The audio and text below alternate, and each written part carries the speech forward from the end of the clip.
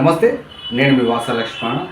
కాంగ్రెస్ పార్టీలో పద్మశాలి సమాజానికి, పద్మశాలి నాయకత్వానికి అవమానం జరుగుతుందా?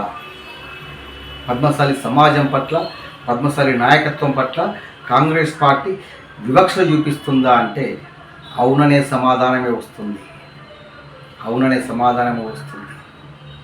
అంటే కాంగ్రెస్ పార్టీకి పద్మశాలి ఓట్లు కావాలి, కాంగ్రెస్ పార్టీ గెలుపు కోసం పద్మశాలి నాయకులు పాటుపడాలి.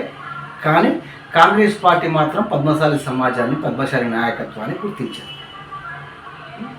ఓట్లు అయిపోయింది, భజన చేయండి, జెండాలు మోయండి, కాలకాడ కూర్చోండి అనే విధంగానే కాంగ్రెస్ పార్టీ తీరు పద్మశాలి సమాజం పట్ల కనిపిస్తున్నది. కాంగ్రెస్ పార్టీ వచ్చిన తర్వాత ఏది పద్మశాలి కార్పొరేషన్?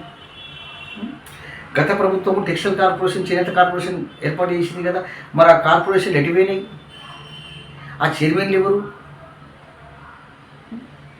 ఆయా శాఖలకు చైర్మన్ లేకుండా ఇంకేదో లబ్ధి చేకూరే పథకాలు పెడుతున్నామంటే వింటూ కూర్చోడానికి మేమేమైనా పిచ్చోళ్ళమా?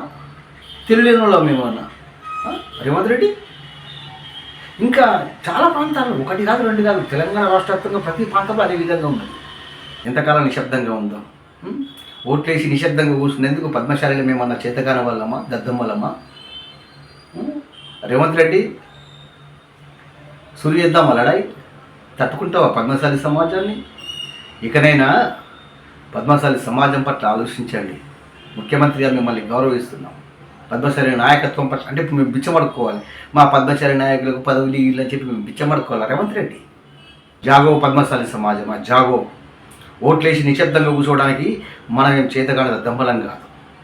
ఓట్లు ఎంత నిబద్ధతో వేసినామో అదేవిధంగా హక్కుల పరంగా కూడా అట్లే కొట్లాడాలి. జై పద్మశాలి.